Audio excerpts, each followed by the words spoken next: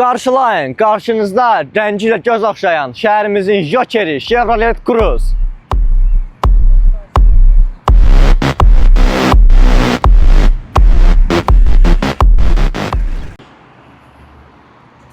Hər şey salam dostlar, mən qarşınızda Muhammed Xudiyev və bugün yenə joker kimi bir maşınla qarşınızdayım. Bənövşəyi rəngdə bərq vurur günəşin qabağında. Keçək avtomobilimizin incələməyinə. Ön hissəmizdən başlayırıq. Ön hissəmizdə gördüyünüz kimi belə bir U faralarımız var, tərtəmiz. Aşağı hissəmizdə dumanlarımızın ətrafı mat rəngdə idi, black piano rəngə çevrilib sahibi tərəfindən. Məncə çox qəşəng görsənir. Gördüyünüz kimi Chevrolet loqomuz normalda sarıdır. Avtomobilin sahibi çevirib bənövşəyi rəngə. Avtomobil özü zubor bənövşəyi kraskalanıb. Bu hissələrimiz xromdur, bərq vurur necə deyərlər. Keçirik yan hissəmizə. Yan tərəfimizdə bizim Amerikankalarımızdır. Keçirik diskəkərimizə. Diskəkərimiz orijinal BBS-in RS LN diskəkəridir, yəni orijinaldır. Gördüyünüz kimi yapışqan, əlimizə çıxmayan şey də var. Bura adını yazarsınız, mənim yadımdan çıxdı. Yan tərəfimizdə belə açarsız daxil olmamız var. Gəlir aşağıda podnoşkamız rənglənib. Burada belə bir Cruze Street, avtomobilin sahibi Cruze şeyinin rəhbəridir, klubunun. Keçirik avtomobilimizin benzin bak hissəsinə.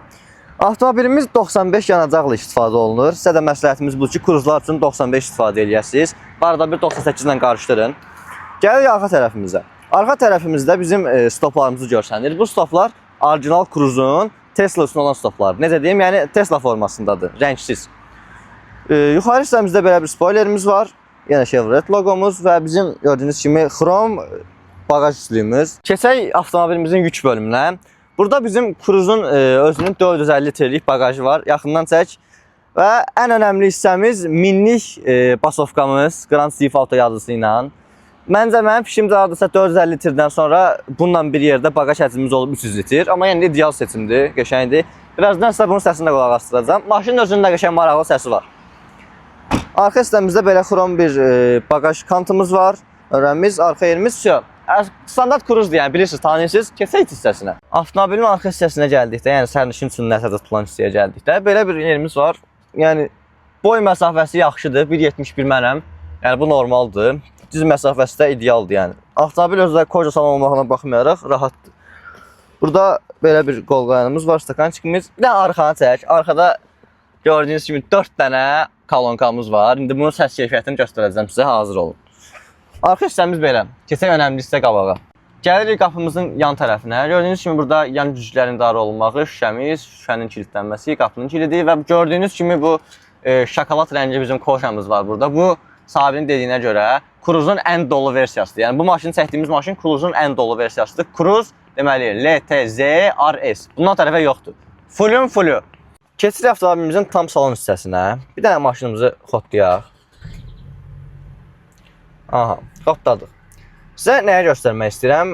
Deməli, avtomobildə zavod özünün arxa kamerası var. Gördüyünüz kimi göstərir hər tərəfli. Aha. Daha sonra avtomobilimizin salonunda bizim burada sürəti tənzimləmək üçün olan düyməmiz var, adı yadından çıxdı. Cruze kontrolümüz var. Hansı ki, avtopilot rejimində istifadə olunur. Daha sonra oturacaqların hər tərəf üçün qızdırılması, soyudulması öz yerində. Və bizim burada orijinal gördüyünüz kimi Forex'in magnitolosu var. Danışa bilmədim. Avtomobildə olan üstülitel, belə deyim, onu telefondan idarə eləmək olur. Mən də yeni öyrəndim. Maşında olan kolonka sisteminin hər birinin, hər hissəsini telefondan idarə eləmək olur. Daha sonra bizim burada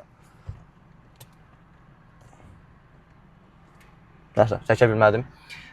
Sonra burada SOS düymələrimiz var. Hansı ki, bu mən bilən Azərbaycanda işləmir, Amerikada avariya falan zamanı basırsınız, telefon əlbir çatmır, təcil yardım falan gəlir. Gəlirik avtomobilimizin lük hissəsinə. Lükumuzu belə açırıq. Basıb buraxırıq. Gördüyünüz kimi polnu belə əlimizi qaldıra bilərik. Ətrafda görsənən bir lükumuz var. Qəşəng avtomobilin içinin havalığı üçün yaxşıdır. İç hissəmiz bu şəkildə. Deyirəm, minnoş bir test drive veririk. Avtomobilin sizə dönməyi falan hər şeyini göstərim.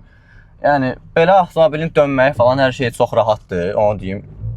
İndi içində biraz şey var, sport burjunlarımız var, ona görə yüngül bəzi şeyləri yolda hiss elətdirir. Amma rolu falan, sükanın dönməyi bir neçə avtomobil sürmüş biri kimi deyə bilərəm ki, hər şey çox rahatdır. Keçirik avtomobilimizin mühərrik hissəsinə. Mühərrikimizi, kapotumuzu qaldırırıq. Kapotumuz ağırdır. Hoppa. Deməli, bizi burada Cruise'un Ekotok mühərriki qarşılayır. Gördüyünüz kimi motor balacadır deyə hər şey açıqlıqdadır. Bu mühərrik 1.4'dür, 155 at gücüdür. İndi burada biraz orijinal gördüyünüz kimi IMU Sport filtri falan var deyə, ya da bir 3-5 at gücü özündən əlavə eləyir ora. 1.4'dür, 155 at gücü, 200 Nm torkumuz var. Motor haqqında başqa nə deyə bilərəm sizə? Motor çox boşluqdur, yəni işləmək üçün ustaların sevimlisidir. Ustalar rahat işləyə bilər burada. Yəni əsas məsələ orijinal usta, əsl usta ilə orijinal zapsasdır. Avtomobilin yanacaq sərfiyyatına gəldikdə, yanacağımız nə qədərdir? Şəhər içi hardasa sahibinin dediyinə görə 8-5-8, orijinal Cruise'larda belədir. İndi burada biraz var deyə 8-5-9 olur. Trasa gəldikdə isə 5-5, hardasa 5-6. Bu aralıqda yanacaq yandırmağımız var. Mühərriklə qutardıq, ağlayaq. Bunu da deyim, yəni Cruise ailə maşını olduğu üçün, belə biznes klas avtomobil olmadığı üçün özümüzün amortizatörləri yoxdur. Belə Opel stilində çubuğumuz var.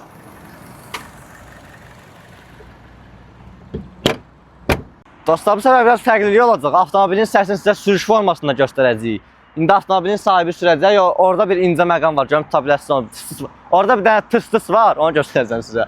Keçək sürək, sizə göstərəcəm.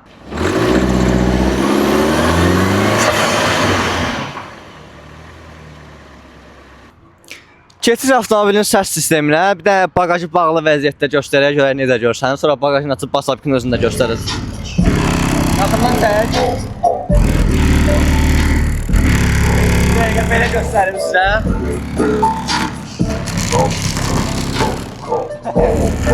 Maraqlıdır. Bir dənə bagajı da açaq göstərim.